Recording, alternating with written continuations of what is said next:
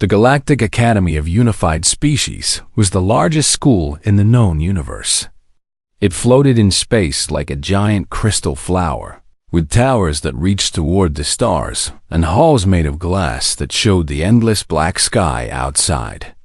Students came from 100 different worlds to study here. They were tall and short, scaled and feathered, made of flesh and made of light. The academy had seen every kind of creature walk through its doors, but it had never seen anything quite like the small human girl who arrived on the first day of the new term.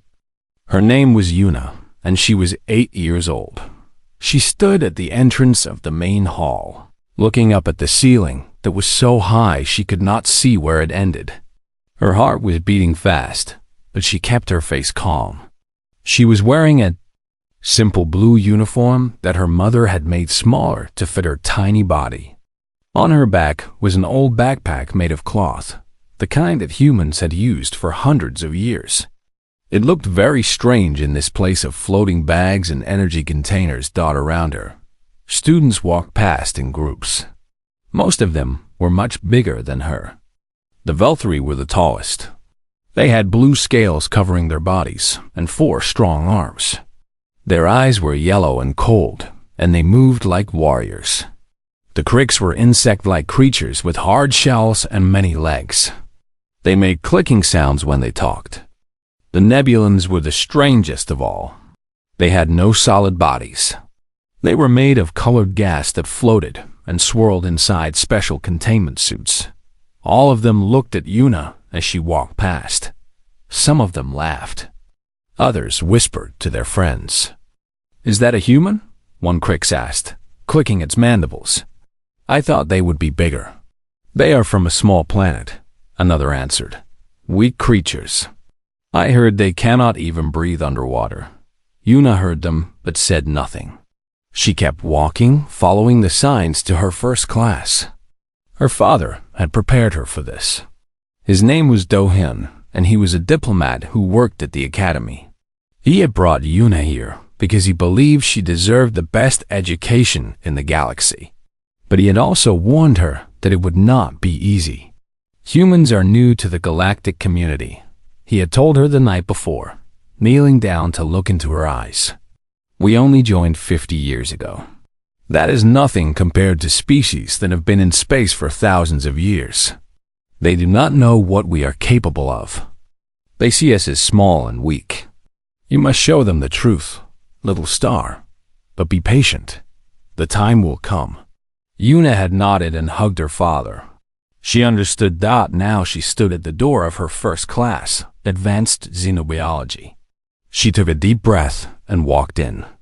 The classroom was large and round, with seats arranged in circles going up like stairs. At the bottom was the teacher's area, where a tall creature stood waiting. The teacher was a Myrthian, a species known for their intelligence. It had a long body covered in gray skin, and its head had many compound eyes that could see in all directions at once. Most of the seats were already filled. Yuna saw Velthri students sitting together in one section, their blue scales shining under the lights. Crick students occupied another area, their shells making soft sounds as they moved. A few Nebulans floated in special seats designed for their gaseous bodies. There was one empty seat at the back. Yuna walked toward it, feeling every eye in the room follow her. "Look at that," someone whispered. "So small. How did it even get accepted here?" Another voice asked. Yuna sat down and placed her backpack beside her. She took out a notebook and a pen. Real paper and a real pen, made of wood and metal. Another thing that looked ancient in this advanced place. The teacher raised one of its many arms to quiet the class. "Welcome to Advanced Xenobiology. I am Instructor Vorn. This term, we will study the life forms of different planets and learn how evolution shapes species for survival." Instructor Vorn's compound eyes scanned the room. "Let us begin with introductions. Each of you will stand, state your name, your species, and your homeworld. We will start from the front." One by one, the students stood up.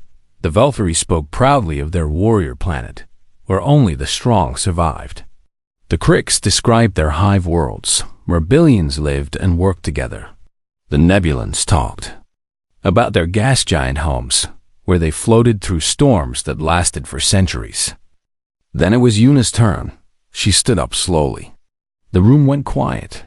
Everyone wanted to hear what the tiny human would say. "My name is Yuna," she said. Her voice was soft but clear.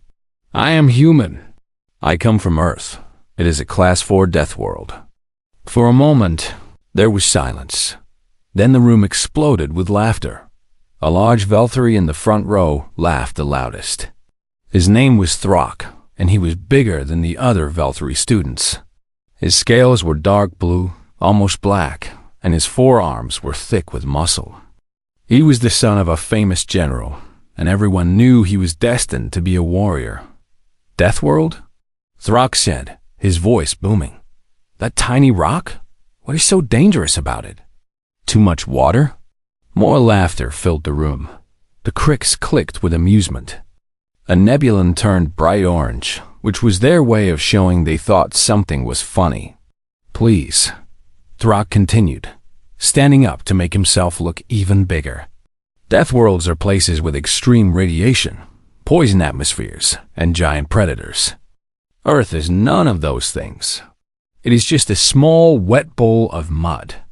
The humans probably call it a death world because they are so weak that a gentle breeze could kill them."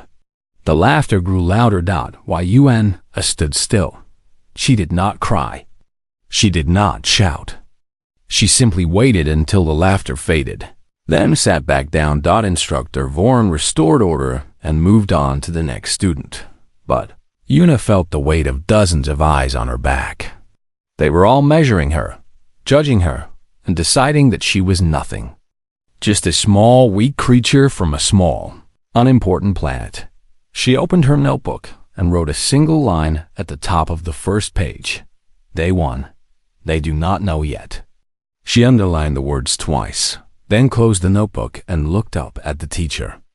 There was a small smile on her face. It was the kind of smile that humans had worn for thousands of years, standing on the plains of their dangerous planet, watching predators circle in the darkness.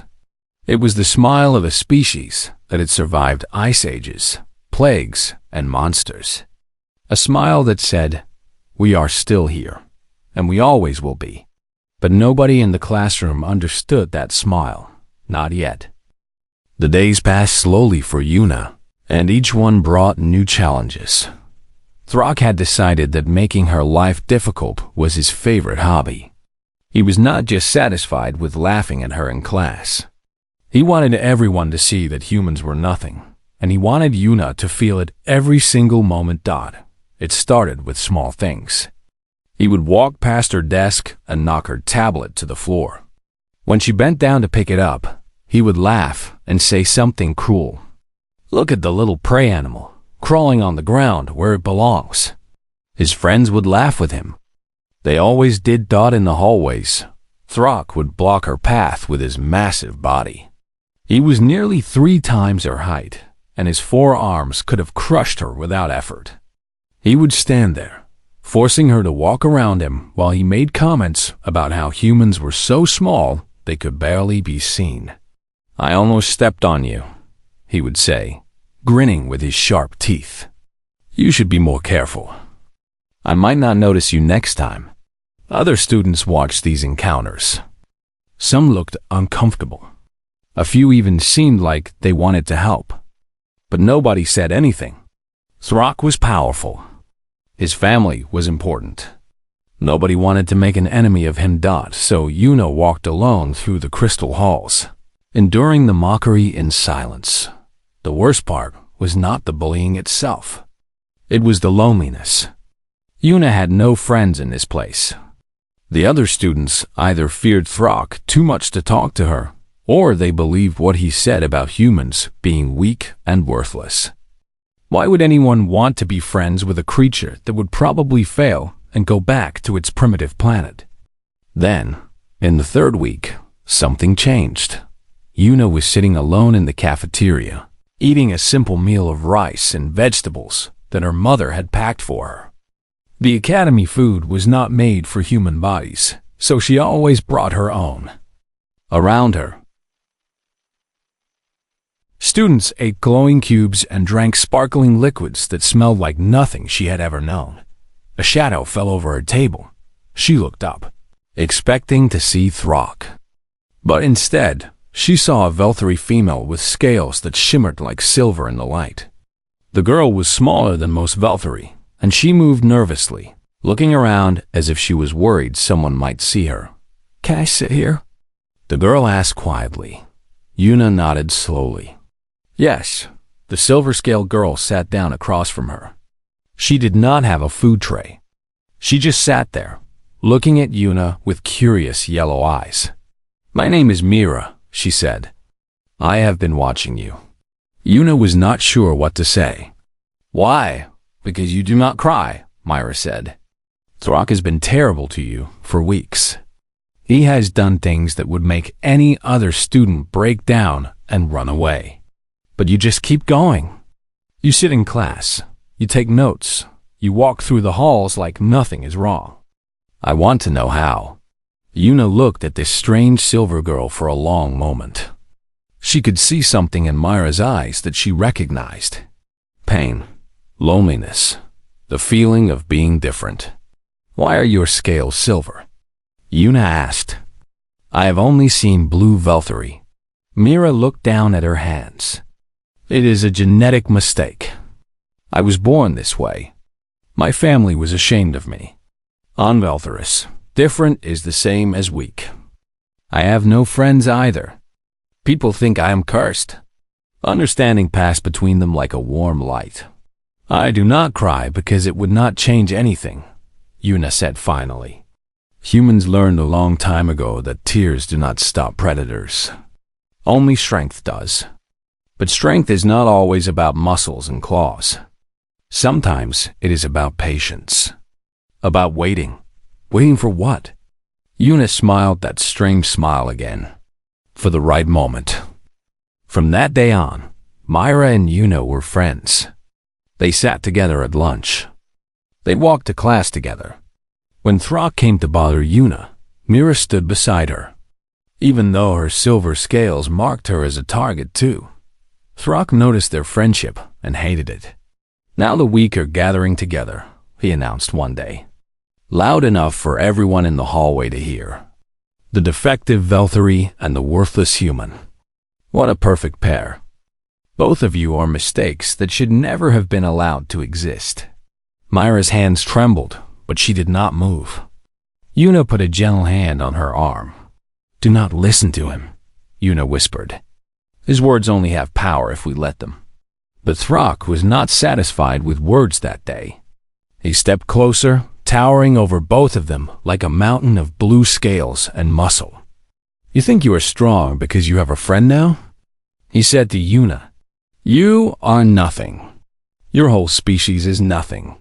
Humans have no claws, no armor, no weapons.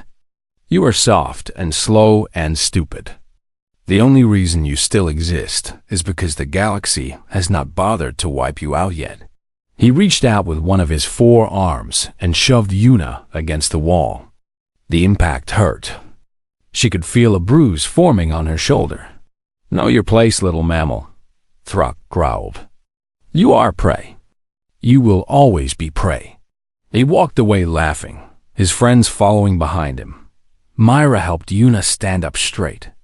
There were tears in Myra's eyes, even though she was not the one who had been hurt. "We should report him," Myra said. "This is not right." "It would not change anything," Yuna said, rubbing her shoulder. "The teachers would talk to him. His family would make the problem go away. And then he would be even angrier. Then what do we do? Just let him hurt you forever?" Yuna shook her head slowly. "No, we wait." "For what?" Myra asked desperately. "What are you waiting for?" But Yuna did not answer. She just picked up her backpack from the floor and started walking to class. That night, Mira came to Yuna's family quarters to help treat the bruise with a medical patch. They sat in Yuna's small room, which was decorated with pictures of Earth, green forests, blue oceans, mountains covered in white snow. It looked like a paradise. "Your planet is beautiful," Myra said. "It does not look dangerous at all." "Looks can be deceiving," Yuna said. "That ocean is full of creatures that can eat you in one bite. Those forests have predators that hunt in silence. Those mountains are cold enough to freeze you solid in minutes. But you have no scales, no armor. How did humans survive?" Yuna looked at a picture of a sunset over a grassy plain. In the image, she could see small figures walking together. Humans, her ancestors. "We had each other," she said. "And we had friends." "Friends?" Yuna nodded. "I want to show you something. Next week, the class has to bring a creature from our homeworld for the ecosystem project. I have already asked my mother to bring something special." "What is it?" Yuna's smile grew wider. That strange ancient smile that made something deep inside Myra feel both scared and excited at the same time. "Her name is Bomi," Yuna said. "She is my best friend, my family. And when everyone sees her, they will finally understand." "Understand what?" Yuna turned to look at Myra with those forward-facing eyes. In the dim light of the room, they seemed to glow with a quiet fire. "Why humans are still alive." The day of the ecosystem presentation arrived, and the main auditorium was filled with more students than Yuna had ever seen in one place. Word had spread through the academy like fire. The human girl was bringing something from Earth, and everyone wanted to see what a death-world creature looked like. Most of them came to laugh. They expected something small and pathetic, just like the human who owned it. Some came with recording devices to capture the moment of embarrassment. A few came because they felt a strange unease in their hearts, a whisper that maybe something important was about to happen. The auditorium was shaped like a giant bowl, with seats rising up in circles toward the ceiling. At the bottom was a large open space where each student would present their creature. Special containment fields had been set up to keep the more dangerous creatures from escaping. Yuna sat in her usual seat at the back, with Mara beside her. Her hands were folded calmly in her lap, but her heart was beating fast with anticipation. One by one, the students presented their homeworld creatures. A Crick student brought a hive drone, a small insect-like robot that their species used for communication across vast distances. It buzzed around the auditorium, demonstrating how it could send and receive signals. A nebula manifested an energy construct of a crystalline floater, a creature from their gas giant homeworld that drifted through eternal storms. It was beautiful in a cold, alien way. Then it was Throck's turn. He walked to the center of the auditorium, with the confidence of someone who had never been defeated. Behind him, guided by two handlers, came his creature. It was called a scarn. The audience gasped when they saw it. The scarn was massive, standing taller than Throck himself. Its body was covered in thick armor plates that looked like they could stop a laser blast. Its four legs ended in claws the size of knives, and its head was nothing but muscle and teeth. The creature's eyes were small and red, filled with a cold hunger. "This is the apex predator of Velthuris," Throck announced proudly. His voice echoed through the auditorium. "The scarn has been bred for war for over 10,000 generations. It has no natural enemies. Nothing can stand against it. A single scarn can defeat 100 soldiers in battle." The audience made sounds of appreciation. This was impressive. This was what a real predator looked like. Throck smiled and looked directly at Yuna. "I hope the human has brought something equally impressive. Perhaps a fish? Or a small plant?" Laughter rippled through the auditorium. Yuna said nothing. She simply waited. Finally, Instructor Vorn called her name. "Yuna of Earth, please present your creature." Yuna stood up and walked down to the center of the auditorium.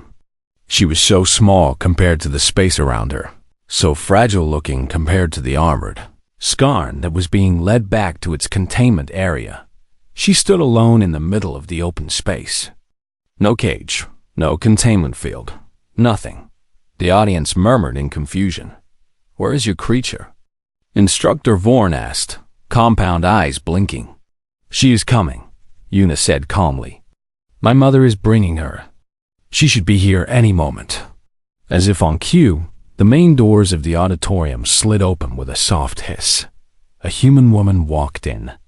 She had dark hair like Una's and the same forward-facing eyes. Her name was Yunji, and she moved with a quiet confidence that seemed strange for such a small creature. Beside her, walking on a simple leather leash, was an animal dot. It was a dog. A German shepherd, to be exact.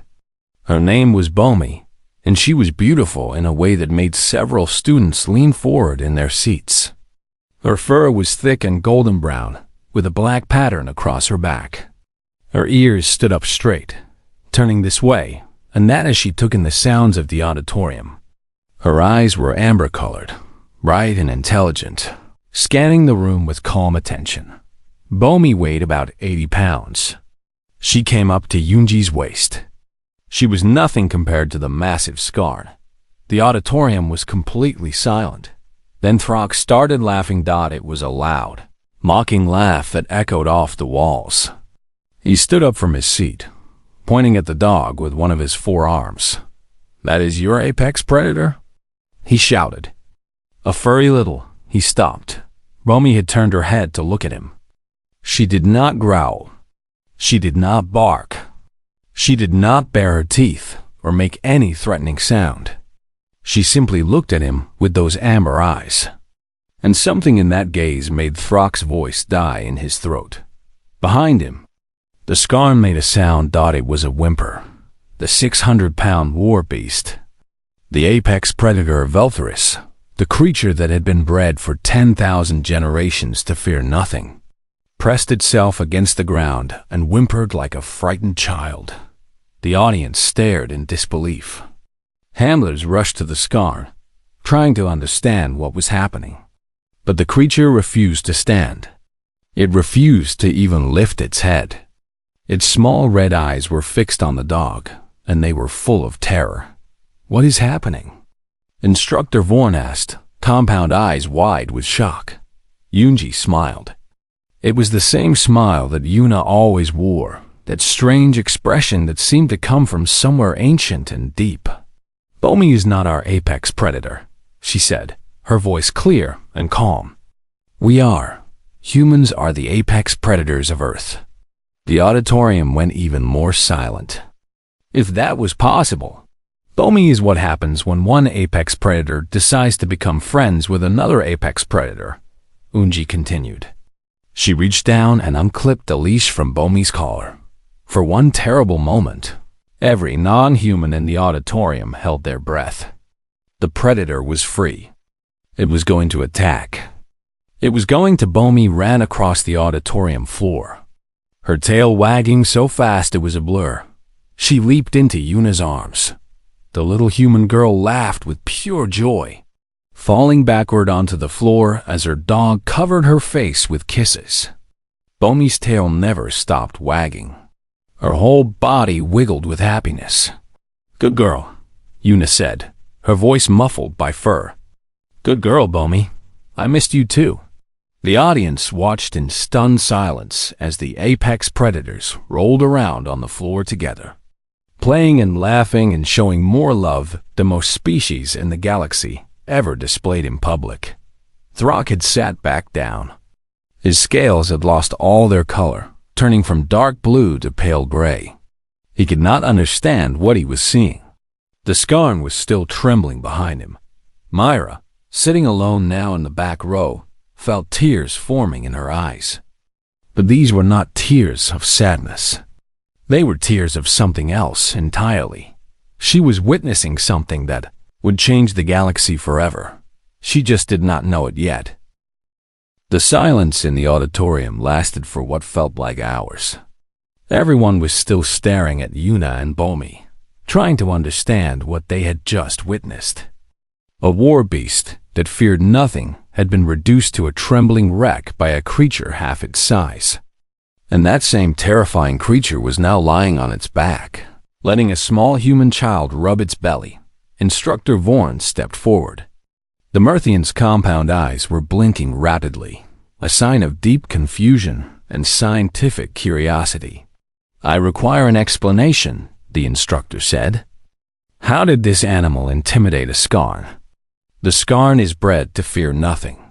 It has been designed through generations of selection to be fearless in the face of any threat." Eunji walked to the center of the auditorium, standing beside her daughter and the happy dog. She looked around at the hundreds of alien faces staring down at her. "The Skarn fears predators," she said simply. "Its instincts can be bred for war, but they cannot be bred away from the basic truth of nature. When something recognizes a predator, it fears. And dogs are predators."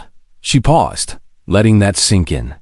"But more importantly, dogs are persistence predators. Just like humans." Murmurs rippled through the audience. Nobody knew what that meant. "Let me explain," Eunji continued. "On most worlds, predators hunt by being faster than their prey, or stronger, or more venomous. They catch their food through speed and power. But on Earth, humans developed a different strategy." She began to walk slowly around the open space, her voice carrying to every corner of the auditorium. "Humans are not the fastest creatures on Earth. We are not the strongest.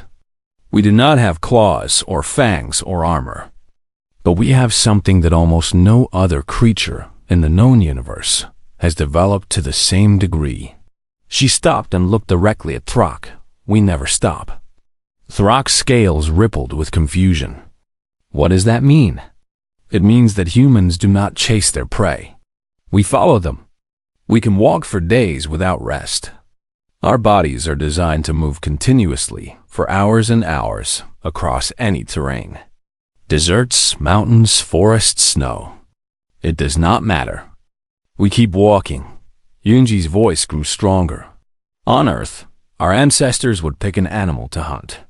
Then they would simply follow it. Not running, just walking. The animal would run away, fast and frightened. But after a while, it would have to stop and rest. And then it would see us coming, still walking, never stopping. So it would run again, and again, and again."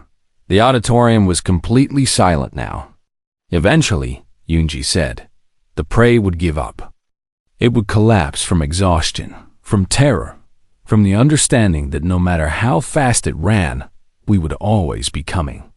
This is persistence predation. This is how humans became the apex predators of a world filled with creatures that were bigger, faster, and stronger than us. She walked back to stand beside Bomi, who was now sitting calmly at Yuna's side. 40,000 years ago, wolves understood something that your war beasts never did. They looked at humans, these small, strange creatures that never stopped following, and they recognized us. Not as prey, not as competitors, as equals, as fellow apex predators. Yuna stood up, her hand resting on Bomi's head. Wolves chose to join us. They became our partners, our family. Together, we hunted. Together, we protected each other. Together, we conquered our entire planet. She looked around at the stunned faces of her classmates. Bomi is not a wolf anymore.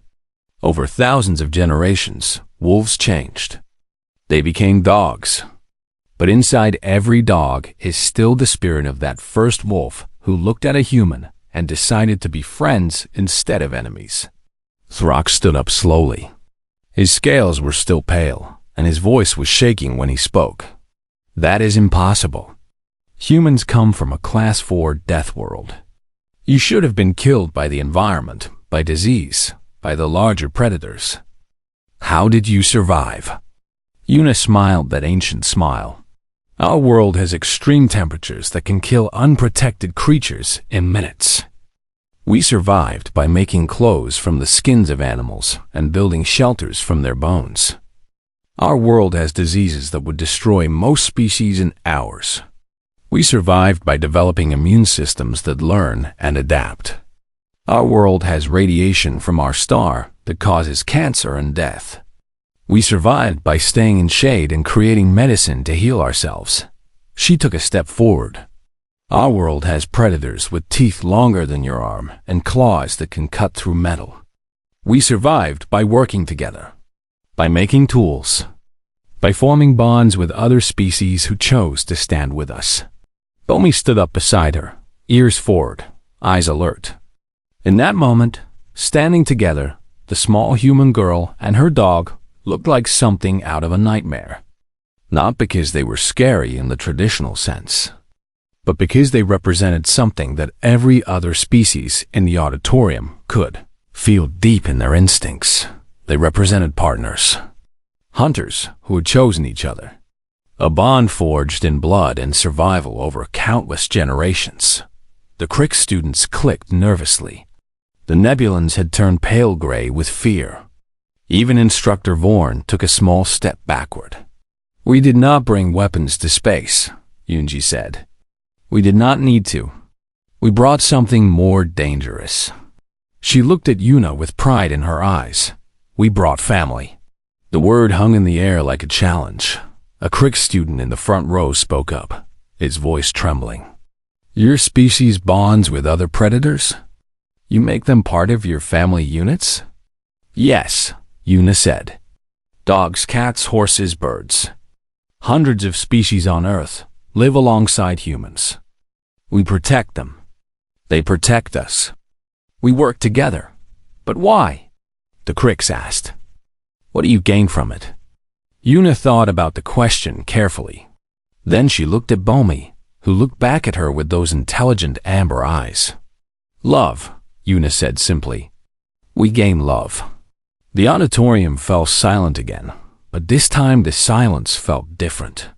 It was not shock or fear. It was something like wonder. On Earth, predators had learned to love. They had formed bonds that crossed the boundaries between species. They had created families not based on blood, but on choice, and they had taken those families to the stars. Throck slowly sat back down. He did not say anything.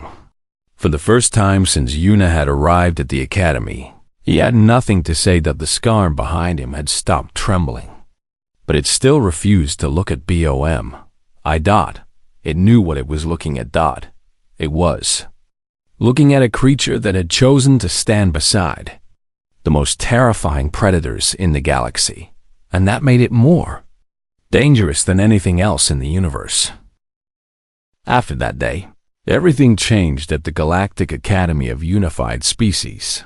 The story of the little human girl and her pet spread through the station like wildfire. Students who had not been in the auditorium heard about it from friends. Teachers discussed it in hushed voices. Even the administrators of the academy talked about what had happened, trying to understand its meaning. But the biggest change was in how people treated Yuna. Throck never bothered her again. When they passed in the hallways, he would look away quickly and walk in the other direction. His friends noticed and asked him why, but he never gave a real answer. He just shook his head and said, "You did not see her eyes when she smiled. You did not see what was looking back at us." Other students started approaching Yuna instead of avoiding her. They came with questions, so many questions, about Earth and humans and dogs. They wanted to understand this strange species that had somehow become the most successful hunters on a world designed to kill them. Yuna answered every question with patience and kindness. "Yes. Dogs sleep in our beds with us. Yes, we talk to them even though they cannot answer with words. Yes, we mourn when they die, sometimes for years. Yes, we consider them part of our families." Each answer seemed to confuse the alien students even more. And yet each answer made them lean closer, hungry for more information. BOM, I stayed at the academy for a week. Special permission granted by the administrators, who were too fascinated to send her away. She became a celebrity. Students would walk past Yuna just to catch a glimpse of the amber-eyed creature trotting at her heels. Some were brave enough to ask if they could touch her. "Be gentle," Yuna would say. "Offer your hand first and let her smell you. Then you can pet her head." The first Crix student to touch Bomi's fur made a sound nobody had ever heard a Crix make before. It was something between surprise and pure joy. "It is soft," the Crix said, compound eyes wide with wonder. "So soft." Bomi wagged her tail, completely unbothered by the insectoid creature examining her. Mira spent more time with Yuna than anyone else. She watched how Yuna interacted with Bomi, how they seemed to communicate without words, how they moved together like parts of the same body. It was beautiful and strange, and it made Myra feel things she could not name. One evening, they sat together in Yuna's quarters. Bomi was curled up on the floor, sleeping peacefully with her head on Yuna's foot. "Can I ask you something?" Myra said quietly. "Of course." Myra's silver scales shimmered nervously.